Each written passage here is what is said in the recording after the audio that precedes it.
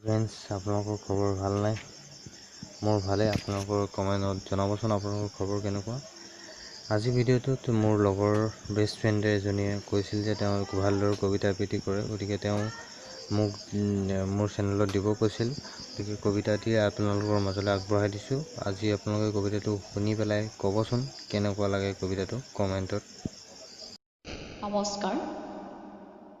কবি অবিনাশ দত্ত ৰচিত মোৰ কবিতাৰ শিৰোনামা হৈছে তোমাৰ ছাট জিৰাবলৈ দিয়া। তোমাৰ ছাট জিৰাবলৈ দিয়া, শিল্পী সৈনিকৰ সত্তা বুজিবলৈ দিয়া, শোষিত প্ৰতাৰিত জনগণৰ হকে মোক জীয়াই থাকিবলৈ দিয়া।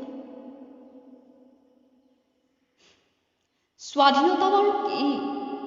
নিজ জন্মভূমিত শোষিত হোৱা নে বিদেশীৰ আচলত ধৰি জাতি ৰক্ষাৰ বাবে যুঁজ কৰা?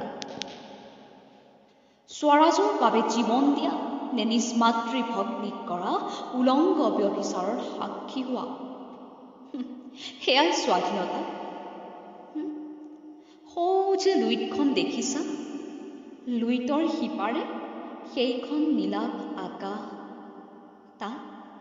তাত এখন অসম আছিল, বৰ অসম, য'ত আছিল প্ৰেম, ভালপোৱা, স্বাভিমান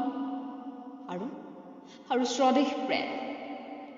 জাতীয়তাবাদৰ কথা আওৰাই স্বদেশ বিক্ৰী কৰা তেজপিয়াবোৰক লুপ্ত কৰিবলৈ বিপ্লৱী সত্তাক জগাই তোলা, অসমীয়া জাতীয় সত্তা সাতামপুৰুষীয়া ঐতিহ্যক কঢ়িয়াই নিয়া বৰনাওখনৰ গুৰি পথামুঠি মাৰি ধৰি প্ৰকৃত জাতীয়তাবোধৰ অগ্নিশিখাৰে সৈনিক শিল্পী সত্তাক বুজাই দিয়া।